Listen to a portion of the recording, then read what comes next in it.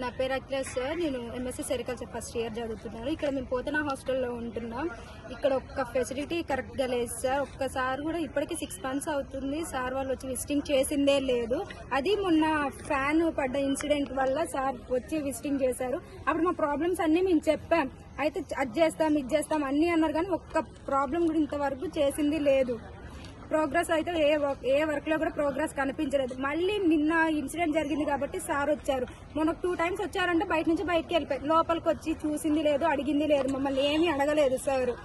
మళ్ళీ నైట్ కూడా సార్ లేరు. మేము ధర్నా కూర్చున్నప్పుడు సార్ లేరు, సార్ హైదరాబాద్ లో ఉన్నారు అని చెప్పారు. మేము సార్ వచ్చేదాకా కదలము అని అంటే మేము కదలమని అక్కడే కూర్చుంటే అప్పుడు వచ్చారు. విత్ ఇన్ 5 minutes లో సార్ వచ్చారు. సార్ హైదరాబాద్ లో ఉన్న సార్ 5 minutes లో ఎట్లా వచ్చారో మాకు కూడా తెలియదు. మరి అక్కడ ఫెసిలిటీస్ ఏం చేయట్లేదు. అక్కడ నిన్న ఒక అమ్మాయి ఉండుంటే ఆ అమ్మాయి పరిస్థితి ఏంటి సార్?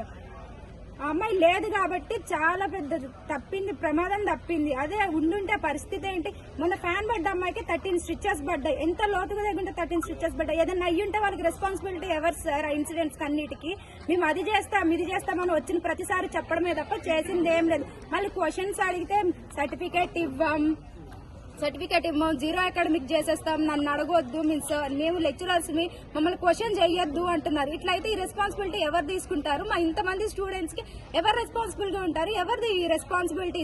వీళ్ళందరిది స్టూడెంట్స్ జీరో అకాడమిక్ చేస్తామంటే ఇప్పుడు ఇక్కడ ఉన్న వాళ్ళందరూ ఎటు వెళ్ళిపోవాలి? మమ్మల్ని ఇప్పుడు కొత్త హాస్టల్ కి పంపిస్తామంటున్నారు. అక్కడ ఫెసిలిటీస్ ఏం లేవు, డ్రైనేజ్ లేదు, చుట్టూ కాంపౌండ్ వాల్ లేదు, అక్కడ ఏమీ మంచిగా లేవు. బాయ్స్ అయితే మార్నింగ్ నుంచి నైట్ ఏ టైం వరకు అక్కడక్కడ ఉంటారో తెలియదు. ఇంత పెద్ద కాంపౌండ్ వాల్ ఉంది, ఇక్కడికే పాములు వస్తాయి. నిన్న నైట్ 7 కి కూడా ఒక పాముని చంపారంట.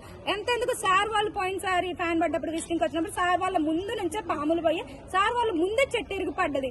అక్కడ పడవని గ్యారెంటీ ఏంటి సార్? అక్కడ ఏమీ లేవు. అక్కడ పంపిస్తే మేము వేరే హాస్టల్స్ లోకి వెళ్ళి ఫ్రెష్ అప్ అయ్యి మళ్ళీ ఇందులోకి రావాలట. అంత స్ట్రగుల్ అవ్వకుంటే ఏంటి సార్? ఇంత ఫీజులు కట్టి ఇట్లా చేసేది ఎందుకు? అంత స్ట్రగుల్ అవ్వకుండా ఉండడానికా?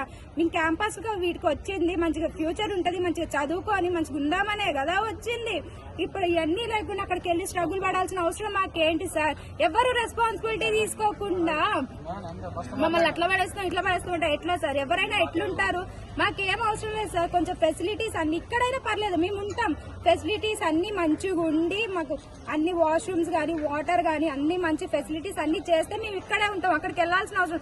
అక్కడ రూమ్ లో 6 to 8 members అంటే మేము ఓకే అన్నారు నైట్. మళ్ళీ మార్నింగ్ వచ్చేసరికి 8 members ని 10 members ని అట్లా వేస్తామంటున్నారు. లేడీస్ కి ఎన్ని ప్రాబ్లమ్స్ ఉంటాయో తెలుసు. అందులో ఒక 8 members 12 members అట్లా వేస్తామంటే ఒక్కొక్కరికి ఫ్యాన్ కావాలి, ఒకళ్ళకి వద్దు, స్టడీ టైంలో ఇబ్బంది అవుతుంది. ఒక్కొక్కళ్ళు ఒక్కొక్క విధంగా ఉంటారు. అట్లా ఎక్కడ అడ్జస్ట్ అవుతారు సార్? అందుకే మాకు ఇక్కడే కొంచెం చేపించి ఇక్కడే ఉంచుతామంటే మేము ఉంటామంటున్నాం. కానీ సార్ వాళ్ళు అది కూడా ఎట్లా అందరినీ అక్కడికి పంపించేస్తామని. మీరు ఇక్కడ నుంచి వేరే బిల్డింగ్ కు షిఫ్ట్ అవుతున్నారు, అక్కడ కూడా ఫెసిలిటీస్ అంతంత మాత్రమే ఉన్నాయి. సో దీనిపై ఏమంటారు?